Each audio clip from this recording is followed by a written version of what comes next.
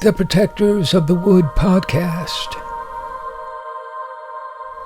The destruction of our planet is becoming real life.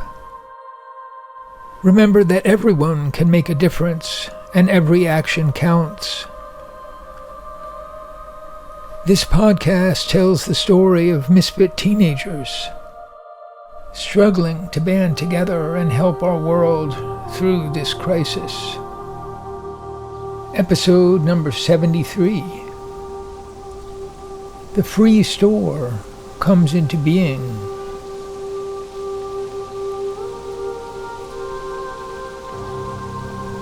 Jeremy, Phoebe, and Penny stood in front of the closed toy store and coffee shop. The deserted streets and sidewalks were baking in the sun. Phoebe asked Jeremy to meet her an hour before dark, and he climbed back into the cab of the tow truck. The gears scraped as the truck lurched up the street.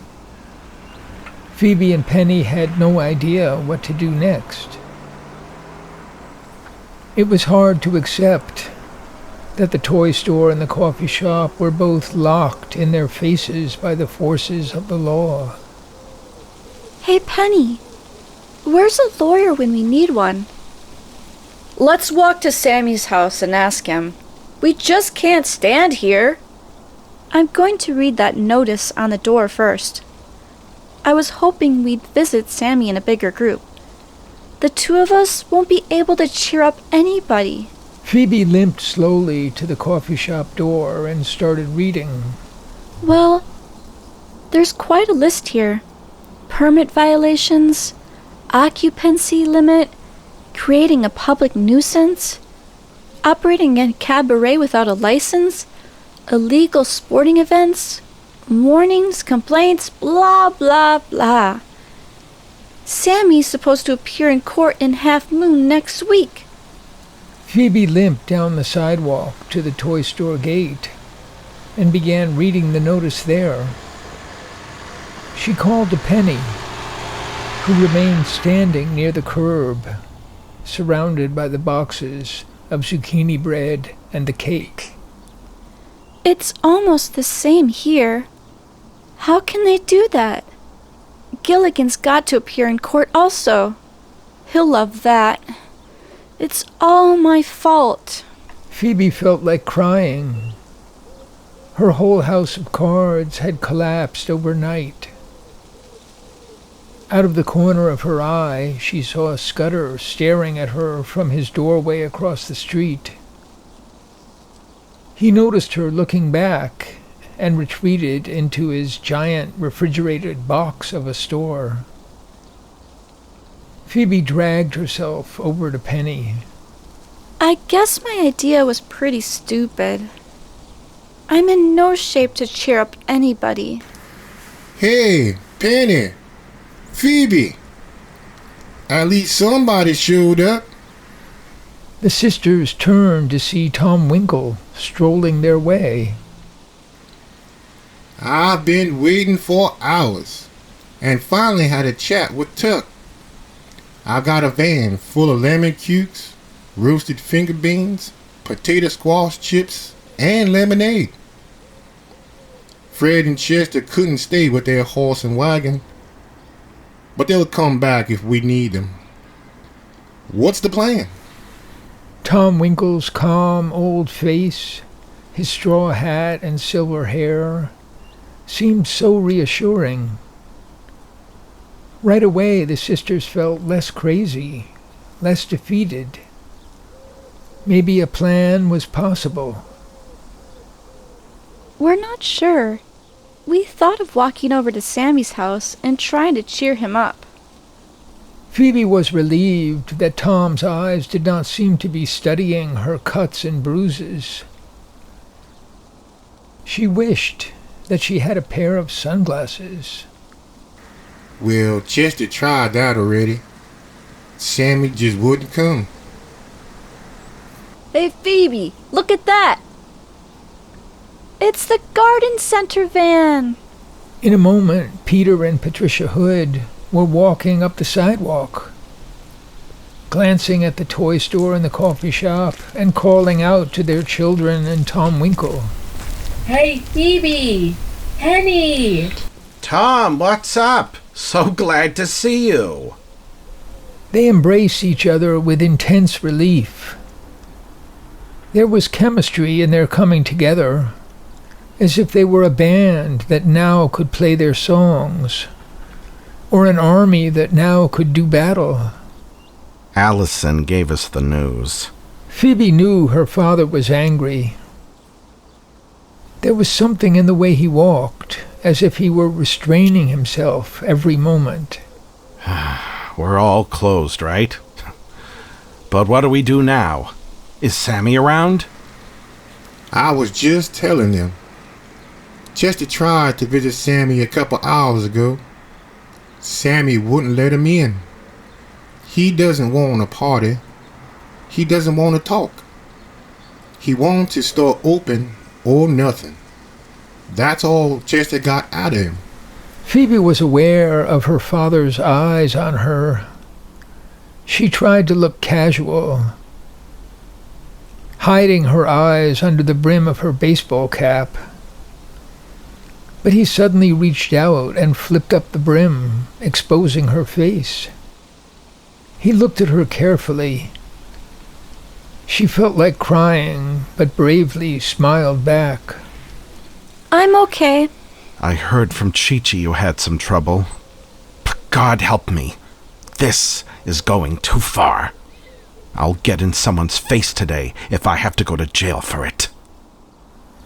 Peter ground his teeth and stared into space. Phoebe was thinking. Whoa!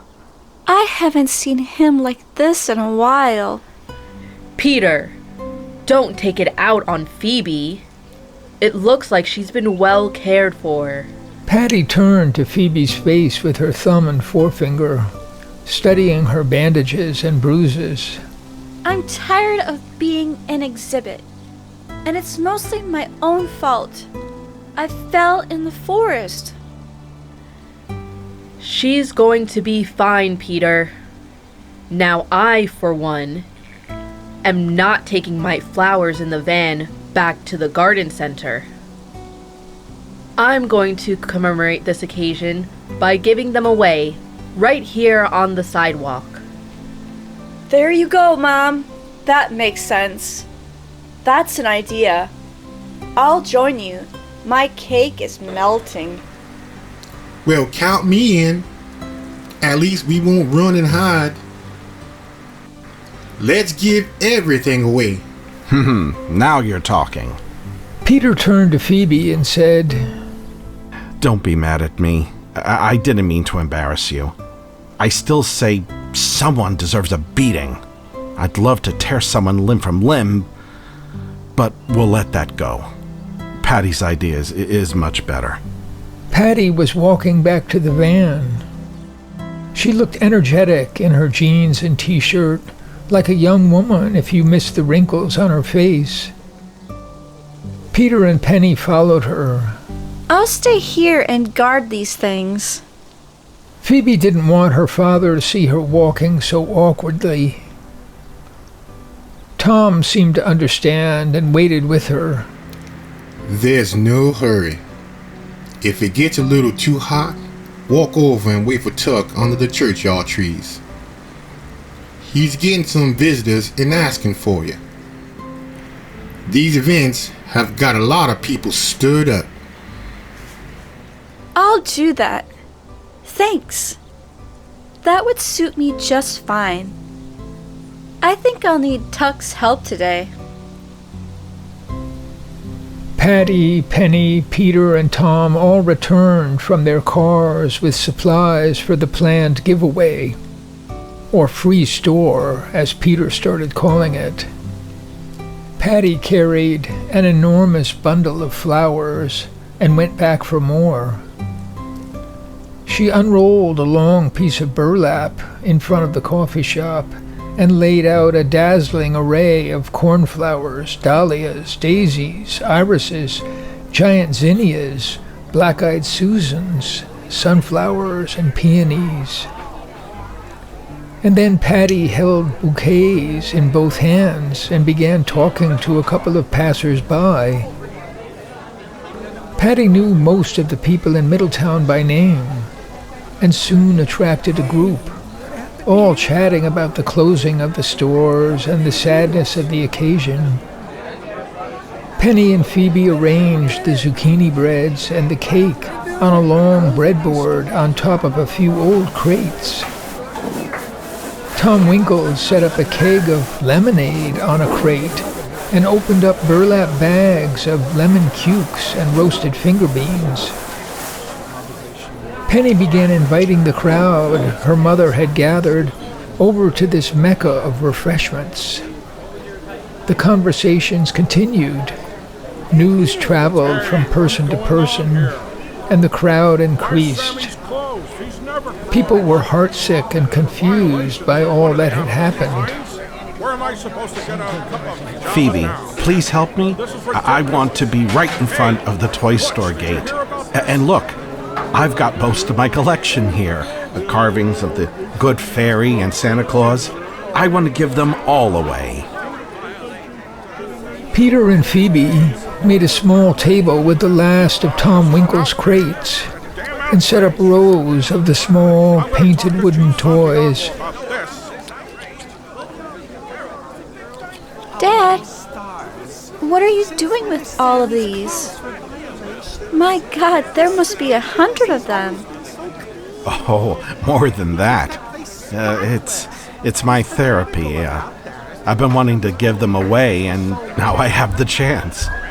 Would you believe, as I carved them, I imagined giving one to every person in town, and now I'll try to do it. Peter turned and looked his daughter in the eye. Phoebe, I'm so proud of you. I want you to know. Phoebe was speechless.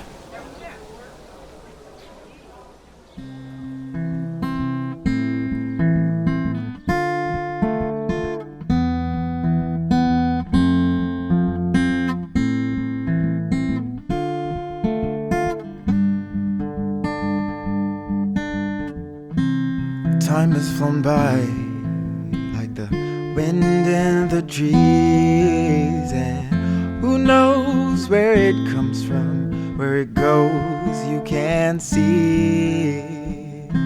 When you were a child, it seemed like yesterday, and the years have gone by like an afternoon at play. How do I long for your glowing face, like a love that I have lost.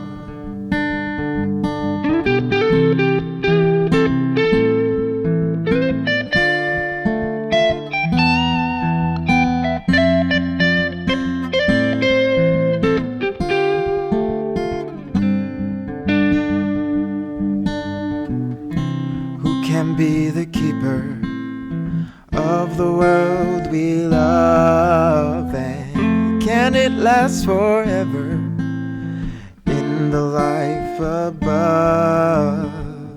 Long ago you asked me, how can I know? And when it's all over, where does it go? I just can't leave it to the winds of time. I will hold it in my heart wherever I may be down the line.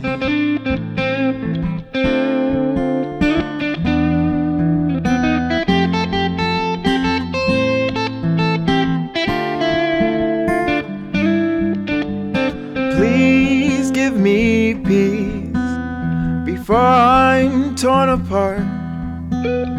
I'm just one of many, living with an aching heart.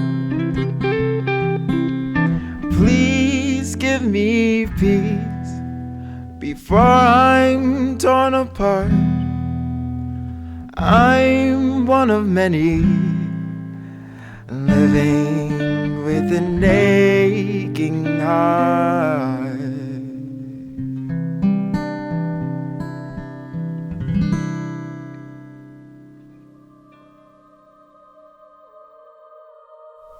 Thanks for listening to the Protectors of the Wood podcast. Find all our podcasts, songs, and projects on our website, protectorsofthewood.com.